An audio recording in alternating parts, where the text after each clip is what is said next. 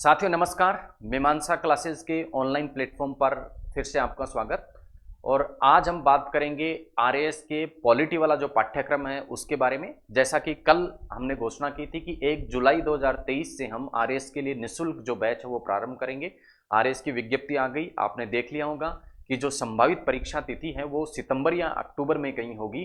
तो आपके पास में 2 से 3 महीने का जो समय है वो आरएएस की प्री परीक्षा के लिए बचा है। और जैसा हमारे द्वारा कल घोषणा की गई थी, आरएएस का पूर्णतः निःशुल्क बैच हम प्रारंभ करेंगे। पूरा सिलेबस बिंदुवार हम उसमें कंप्लीट करवाएंगे और उसी कड़ी में पहला जो विषय हम लेंगे वो लेंगे इंडियन पॉलिटी, भारतीय राज्य व्यवस्था, और उसी के साथ राजस्थान की राज्य व्यवस्था के बारे में हम बात करेंगे। सिलेबस में जो जो बिंदु दिए हुए हैं प्रत्येक बिंदु को कंप्लीट करते हुए हम चलेंगे। जिस अनुसार सिलेबस में बिंदु दिए गए हैं उसी अनुसार हम उनको कंप्लीट करते हुए चलेंगे, ताकि आपको एक आत्मविश्वास आए कि हमारा ये बिंदु जो है वो सिलेबस का कंप्लीट हो चुका है। हालांकि सभी लोगों को पता है कि 2023 का सिलेबस अभी तक आयोग द्वारा जारी नहीं किया गया है, लेकिन चूंकि सितंबर और अक्टूबर माह में परीक्षा की संभावना है तो निश्चित है कि आयोग द्वारा जो सिलेबस है वो पुराना वाला ही रखेगा। 2021 का जो सिलेबस आयोग की वेबसाइट पर दर्शाया गया है वही सिलेबस जो है रहने की पूरी संभावना है। तो उसी सिलेबस को हम लेते हुए चल रहे हैं। और सबसे पहले हम बात करेंगे जो पॉलिटी या भारत के संविधान के कौन कौन से बिंदु पाठ्यक्रम में दिए हैं उसके बारे में, और फिर एक एक बिंदु को लेते हुए हम पाठ्यक्रम को पूरा करने का जो है प्रयास करेंगे।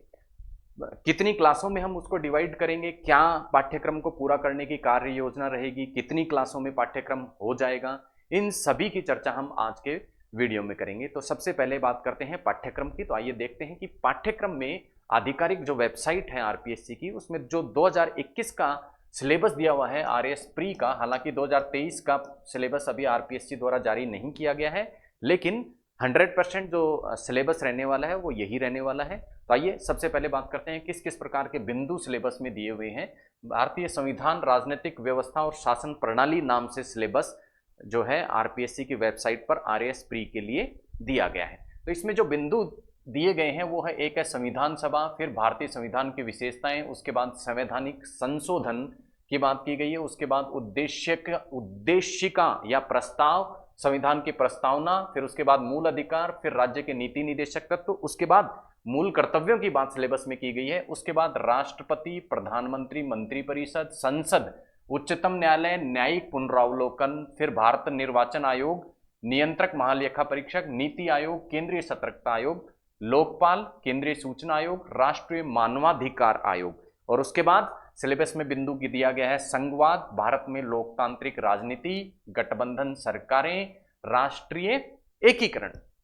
राजस्थान की राजनीतिक एवं प्रशासनिक व्यवस्था के अंतर्गत दिया गया है राज्यपाल, मुख्यमंत्री और मंत्रिपरिषद, विधानसभा और उच्च न्यायालय।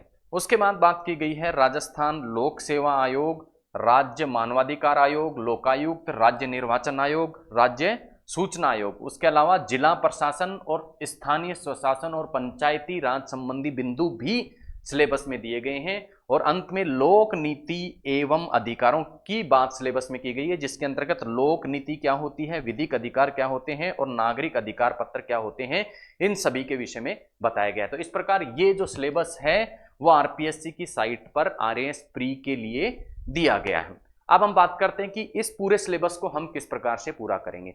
तो आप जैसा सिलेबस में देख पा रहे हैं स्क्रीन पे, सिलेबस में कुछ जो पार्ट है उसको मैंने हाईलाइट किया है। जो हाईलाइट वाला पार्ट है उसका तात्पर्य ये है कि उसको हम तुलनात्मक माध्यम से पढ़ेंगे। जैसे राष्ट्रपति को जब हम पढ़ेंगे तो उसी के साथ राज्यपाल को हम पढ़ेंगे। उससे फायदा क्या होगा, एक तो हम बेहतर तरीके से तुलनात्मक दृष्टि से उसको पढ़ पाएंगे, दूसरा कम समय में जो सिलेबस है वो आपका कंप्लीट हो जाएगा, दोहराव चीजों का नहीं होगा, रिपीटेशन चीजों का नहीं होगा। इसीलिए राष्ट्रपति और राज्यपाल को हम साथ में पढ़ेंगे, उस प्रधानमंत्री और मंत्रिपरिषद के साथ हम मुख्यमंत्री और मंत्रिपरिषद की बात करेंगे, संसद और विधानमंडल को एक साथ पढ़ेंगे। इसी तरह जब हम उच्चतम न्यायालय की बात करेंगे उसी समय उच्च न्यायालय को भी हम देखेंगे। उसके बाद भारत निर्वाचन आयोग को देखते समय ही हम बात करेंगे राजस्थान का जो निर्वाचन आयोग है उसकी बात कर लेंगे। उसके बाद बात करेंगे जब हम लोकपाल, तो उसी के साथ लोकायुक्त की भी हम बात करेंगे।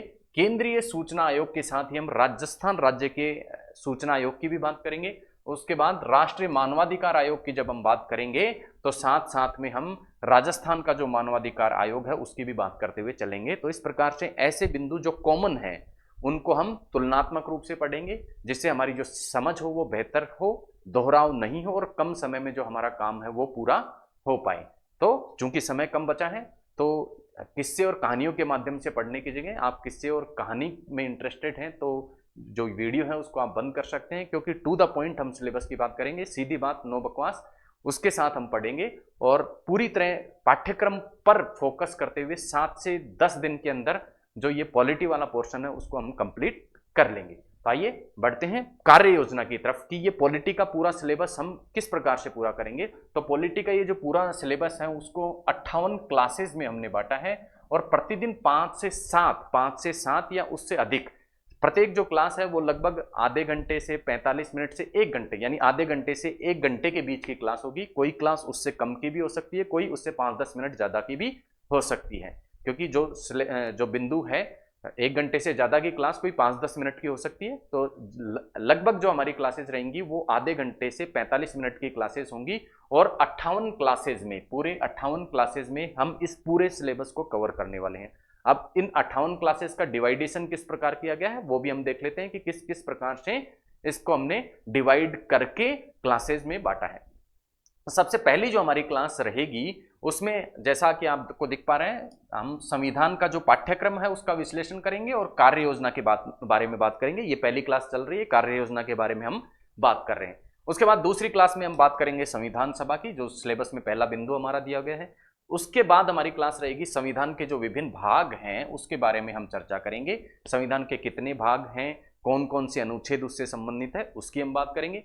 उसके बाद तीसरी जो हमारी क्लास रहेगी उसमें हम बात करेंगे संविधान की विशेषताओं के बारे में कि भारतीय संविधान की क्या क्या विशेषताएं हैं, क्योंकि स्पष्ट रूप से सिलेबस में लिखा गया है बिंदु भारत के संविधान की विशेषताएं। उसके बाद बात करेंगे संविधान संशोधन की, भारत के संविधान संशोधन अगर करना हो भारत के संविधान में तो उसकी प्रक्रिया क्या होती है, क्योंकि ये बिंदु भी हमारे सिलेबस में दिया गया है। और उससे अगली क्लास में संशोधन की प्रक्रिया देखने के बाद हम देखेंगे कि कौन कौन से प्रमुख संविधान संशोधन भारत के संविधान में अब तक किए गए हैं, शुरू से लेके अब तक कौन कौन से महत्वपूर्ण संविधान संशोधन भारत के संविधान में हुए हैं। उससे अगली क्लास में हम बात करेंगे संविधान की जो प्रस्तावना है उसके बारे में, ये भी हमारे सिलेबस में मेंशन किया हुआ है स्पष्ट रूप से, संविधान की उद्देशिका या प्रस्तावना। अगली जो क्लास रहेगी वो रहेगी मूल अधिकारों के बारे में। मूल अधिकार चूंकि एक लंबा टॉपिक है, बड़ा टॉपिक है, तो उसको कुछ पार्ट्स में बांटकर हम पढ़ने वाले हैं। पहला जो पार्ट रहेगा वो हमारा मूल अधिकार का पार्ट फर्स्ट जो रहेगा, उसमें हम अनुच्छेद 12 से लेकर 18 तक में जो मूल अधिकार दिए गए हैं उनके बारे में बात करेंगे। उससे अगली जो क्लास रहेगी मूल अधिकारों की, मूल अधिकार भाग 2 में हम बात करेंगे अनुच्छेद 19 से लेकर अनुच्छेद 31 में जिन मूल अधिकारों की बात की गई है उसकी हम बात करेंगे। अगली क्लास में हम बात करेंगे अनुच्छेद 32 से लेकर 35 तक जिन मूल अधिकारों की बात की गई है उनके विषय में बात करेंगे। अगला जो भाग रहेगा मूल अधिकारों का, उसमें हम बात करेंगे मूल अधिकारों में क्या संशोधन किया जा सकता है और संशोधन किया जा सकता है तो वो किस प्रकार से किया जा सकता है, और मूल अधिकारों की विशेषताएं क्या क्या होती हैं, इन सभी के बारे में बात करेंगे हम उससे अगली क्लास में। नेक्स्ट जो क्लास रहेगी वो हमारी नीति निदेशक तत्वों के बारे में रहेगी, जो कि हमारे सिलेबस में स्पष्ट रूप से मेंशन किया गया है। उसके बाद जो हमारी क्लास रहेगी वो मूल कर्तव्यों की रहेगी। नेक्स्ट जो क्लास रहेगी उसमें हम राष्ट्रपति और राज्यपाल के बारे में बात करेंगे। जैसा हमने बताया है कि राष्ट्रपति और राज्यपाल को तुलनात्मक रूप से हम पढ़ते हुए चलेंगे, 2 भागों में इसको हम पढ़ेंगे।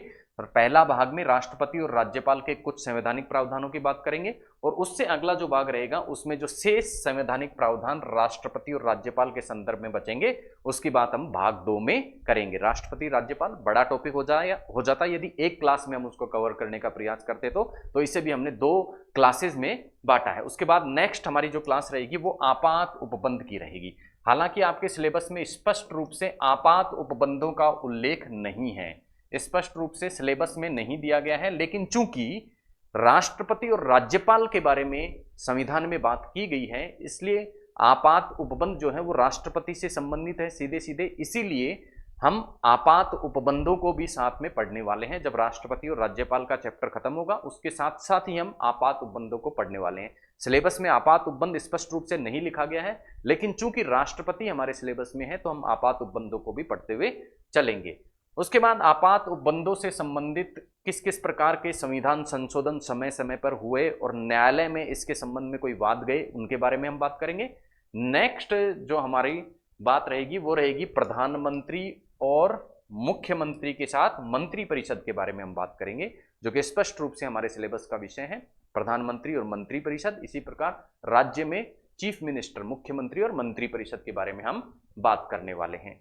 इसके अलावा प्रधानमंत्री और राजस्थान के मुख्यमंत्रियों के संबंध में ऐसे कुछ कथन जो कि परीक्षा की दृष्टि से उपयोगी होंगे, उनकी भी हम चर्चा करेंगे उससे अगली क्लास में।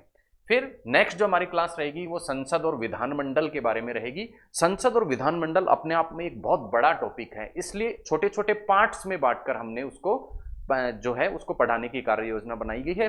कुल 10 पार्ट में हम संसद और विधानमंडल को पढ़ने वाले हैं। अलग अलग भागों में अलग अलग बातें संसद और विधानमंडल के बारे में हम डिस्कस करेंगे। पहला भाग, दूसरा भाग, तीसरा भाग के बाद चौथा, पांचवा, छठा, सातवां, आठवां, नौवां और 10वां, इस तरह 10 पार्ट में हम संसद और राज्य के विधानमंडल को पढ़ने वाले हैं, जो कि हमारे सिलेबस का एक बिंदु है। उसके बाद अगली जो हमारी क्लास रहेगी वो रहेगी उच्चतम न्यायालय और उच्च न्यायालय के बारे में। उच्चतम न्यायालय और उच्च न्यायालय भी एक बड़ा टॉपिक है, एक क्लास में कंप्लीट नहीं हो सकता, क्लास लंबी ना हो इसलिए कुछ पार्ट्स में बांट के इसको हम पढ़ेंगे।